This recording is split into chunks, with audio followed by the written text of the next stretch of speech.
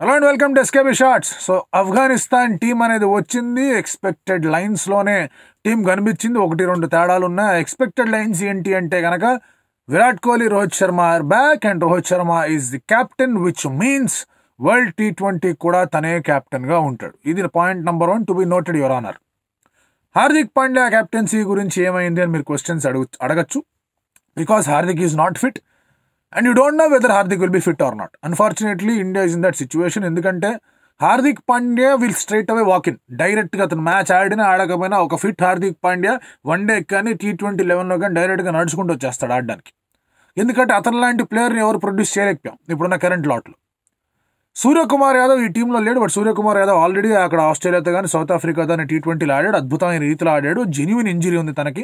తన recovery important. So డైరెక్ట్గా ఐపీఎల్కి తను రెడీ అయిపోతాడు. తర్వాత T20 మ్యాచ్లు అవే కాబట్టి వరల్డ్ కప్ కూడా ఎడుదిరిగి వచ్చేస్తాడు. And is the number 1 batter. So he also definitely walk in. తను రావడం పాసిబిలిటీలు ఎక్కువ ఉన్నాయి. హార్దిక్ పాండ్యా వచ్చే పాసిబిలిటీలు ఎంతవరకు ఉన్నాయో తెలియదు. వస్తే కనుక టీం కంప్లీట్గా ఉంటుంది. Virat Kohli is back. And Virat Kohli is బ్యాక్తో పాటు Virat Kohli will bat it 1 down అనే ఇండికేషన్ కూడా చాలా క్లియర్గా వచ్చింది. దానికి కారణాలు ఏంటి అంటే కనుక గిల్ అండ్ జైస్వాల్ ఇద్దరు ఓపెనర్స్ని పిక్ చేసుకున్నారు. So which means Yashasvi Jaiswal will bat at the top of the order. Yashasvi Jaiswal ఉండాల్సిందే అండ్ డిసైడ్ అనేది కనిపిస్తుంది సెలక్షన్ కమిటీ అండ్ అలాగే యాజమాన్యం కూడా. And that is the reason Yashasvi Jaiswal, Rohit Sharma, Virat Kohli will be the top 3. Gill will have to sit out, wait చేయాలి Gill.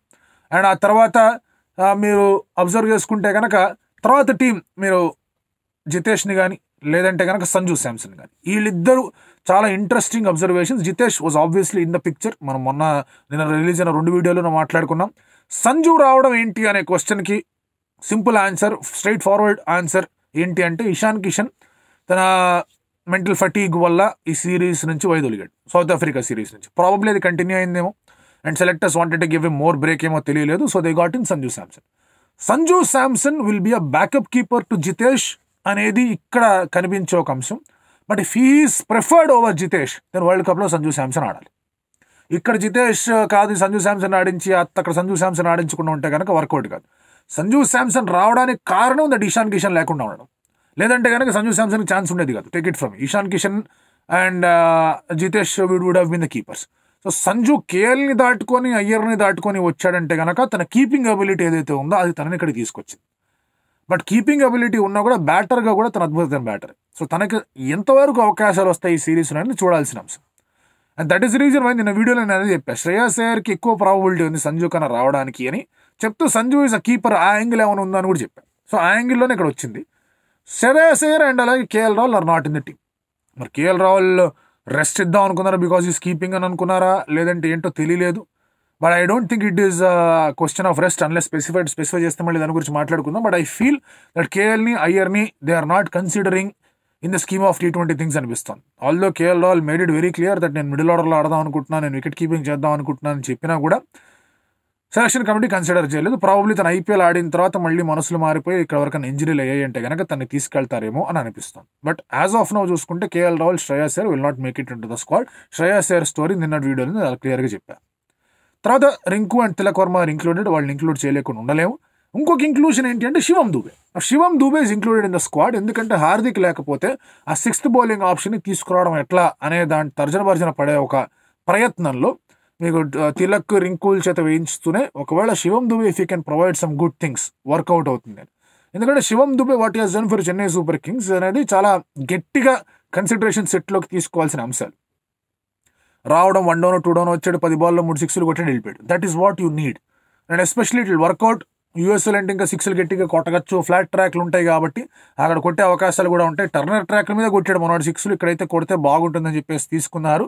But will he play in the 11 అనేది చూసుకోవాల్సిన అంశం. ఆస్ట్రేలియా సిరీస్ కూడా తీసుకున్నారు. 5కి 5 మ్యాచ్లు కూర్చోబెట్టారు. 5కి 5 మ్యాచ్లు కూర్చోబెట్టాడు. కుర్చీ మీద కూర్చొని ఉన్నాడు. ఆ కుర్చీ వేడైంది కానీ మనోడికి మాత్రం ఛాన్స్ రాలేదు. తర్వాత again you can see Akshar Patel, Jadeja లేడు. అక్షర్ పటేల్ని తీసుకొచ్చారు. మరి జడేజాకి బ్రేకా లేకపోతే కన్సిడరింగ్ అక్షర్ పటేలా తెలియదు. ఎందుకంటే the reason Akshar Patel what ఈ స్పోక్ జడేజా వచ్చినట్టే కనుక నాకు చోటు ఉండదు, ఆ విషయం నాకు తెలుసు అన్నాడు. So our they considering Jadeja workload మేనేజ్మెంటా ఏంటి అనేది కూడా మళ్ళీ తెలుసుకోవాల్సిన అవసరం ఉంది. But again Jadeja is a kind of a player ఎవరైతే డైరెక్ట్గా ఈ can walk into any squad. Test కానీ, వన్డే కానీ, T20 కానీ he's fit, he's available, he'll walk in. So అది ఒక ఆస్పెక్ట్, అది క్లారిటీ ఉంది. దాని గురించి మనం వరి అవ్వాల్సిన అవసరం లేదు. బౌలింగ్ విభాగానికి వస్తే మీకు బిష్నాయ్, కుల్దీప్ ఉన్నారు. They are the better players, better options than Yuzvendra Chahal. ఎందుకంటే చహల్ బ్యాట్ పట్టుకోవడం అనేది కొంచెం కష్టంగా కనిపిస్తుంది. కుల్దీప్ నుంచుంటాడు, బిష్ణోయ్ కొట్టగలడు, Bishnoi is the best fielder, Bishnoi is the best bowler right no. So Bishnoi option అనేది కనిపిస్తుంది. సుందర్ని కూడా తీసుకొచ్చుకొని పెట్టుకున్నారు. మరి సుందర్ని ఎంతవరకు వాడతారో చాలా ఇంపార్టెంట్. దూబే కన్నా కూడా సుందర్కి ఎక్కువ ఛాన్స్ ఇవ్వడం అనేది ముఖ్యమైన పరిస్థితిలా కనిపిస్తుంది. సో ఒకవేళ కనుక 6 అయిపోయిన తర్వాత 7లో సుందర్ బ్యాట్స్, ఆ తర్వాత మళ్ళీ 8, 9, 10లో ఇదే మొదలు పెడతారు. ఎందుకంటే అక్కడ మీకు హర్షదీప్ ఉన్నాడు, ఆవేష్ ఉన్నాడు, ముఖేష్ ఉన్నాడు. సో హర్షదీప్ T20 సిరీస్లో సరిగా ఆడలేదు, బాగా రన్లు ఇచ్చాడు, బట్ 1 డేస్లో బాగా ఆడాడు. So that will grant him comeback ఏమో అనిపిస్తుంది. So Harshdeep might comeback and bowl left arm option కావాలని ఎడితిరిగి అనుకుంటున్నారు. స్వింగ్ అయితే కనుక is definitely good bowler. T20 world కప్లో కూడా తను బాగా వేసాడు, బారింగ్ దట్ 1 మ్యాచ్. తను తీసుకున్నారు. Avesh and Mukesh, Avesh action tweak చేసి బాగానే వేస్తున్నాడు కాబట్టి తనకు ఛాన్స్ ఇచ్చారు. ముఖేష్ హెస్ డన్ వెల్, ఒక ఇన్నింగ్స్ తప్పి he's done well, death bowling కూడా బాగా వేస్తున్నాడు కాబట్టి తనకి ఛాన్స్ ఇచ్చారు. సో ఒకవేళ if India is going the route of 6, ఆ తర్వాత సుందర్, అక్షర్, బిష్ణోయ్ దాకా వెళ్ళి ఇద్దరు స్పిన్నర్లతో వెళ్తారా, which is the ideal thing to do, which is the very very ideal thing to do. ఇద్దరు ఫాస్ట్ బౌలర్స్ అండ్ 3 స్పిన్నర్లతో వెళ్ళి. బట్ పాయింట్ ఏంటంటే కనుక మళ్ళీ మీకు 5 బౌలర్లే అవుతారు అక్కడ. సో అక్కడ ఎవరైనా వేయించాలి, తిలక్ లాంటి వాళ్ళని, రింకు లాంటి వాళ్ళని వేయించాలంటే you need another fast bowler. దానికి మీకు ఆవేష్, ముఖేష్, హర్షదీప్ వచ్చారంటే టీంలోకి, 3 ఉన్నారంటే టీంలోకి, then you have to figure out ఒక స్పిన్నర్ జరిగిపోయి ఏమవుతుందని చెప్పేసి. Overall it has been a good team. ఒకటే బాధ ఏంటంటే నో శార్దుల్ ఠాకూర్, నో దీపక్ చార్. ఏమనుకుంటున్నారు అర్థం కాలేదు. ఎందుకంటే they can bat, they can bowl, they can swing the ball. మరి దీపక్ చార్ వాళ్ళ ఫాదర్కి బాగాలేదని చెప్పేసి తను టైం ఆఫ్ తీసుకున్నాడు. మరి దాన్ని కన్సిడర్ ఏమైనా చేశారా లేకపోతే మళ్ళీ అడిగాడా తెలియదు. శార్దుల్ ఠాకూర్ ఎందుకు పక్కన పెట్టారు అర్థం కాదు. అఫ్కోర్స్ నేను ఎక్కడ పడి తను డిఫెండ్ చేయట్లేదు, that is a good bowler అని. But in the mix of things you need a player like him, అందులో డౌటే లేదు. You need a player like him, ఎవరైతే బ్యాటింగ్ కూడా చేయగలరో. So that okay fine, number 8, number 9 కాస్త bat పట్టుకునే వాళ్ళు వచ్చారు బాబు అని అనుకుంటుంది. అదే 8, 9, 10, 11 మళ్ళీ అదే రచ్చరబస రంబోల్ అవుతుంది. ఇప్పుడు కూడా అదే చేస్తారు. 6+5తో వెళ్తారు with Sundar at 7 or Akshar at 7. And ఆ తర్వాత 8, 9, 10, 11 మళ్ళీ నెంబర్ 11 ఉంటారు. ఇందులో ఎటువంటి మార్పు లేకుండా మళ్ళీ అదే తప్పు చేసిందే చేస్తున్నారు. మరి అది ఎంతవరకు వర్కౌట్ అవుతుందో అర్థం కాదు. So let us see how things go ఈ టీం గురించి. వెల్, కరెక్ట్ దిశ అడుగులు పడ్డాయా అనేది 11లో ఎవరిని సెలెక్ట్ చేస్తారో చెప్తే కానీ తెలియని పరిస్థితిలో కనిపిస్తుంది. ఒకటి, ఆల్రౌండర్ ప్రత్యామ్నాయాలు వెతుక్కుంటున్నారన్న విషయం బాగా అనిపించింది. రెండో, they have the clarity of who their keepers అనే ఒక క్లారిటీ వచ్చింది. టాప్ ఆర్డర్ క్లారిటీ అనేది కనిపించింది. Now it is up to Rohit Sharma to ensure that Tilak Varma కానీ, రింకు సింగ్ కానీ బౌలింగ్ చేయాలని, అండ్ మిగతా వాళ్ళందరికీ బ్యాట్ పట్టుకోవడం రావాలని. మరి మీరేమనుకుంటున్నారు?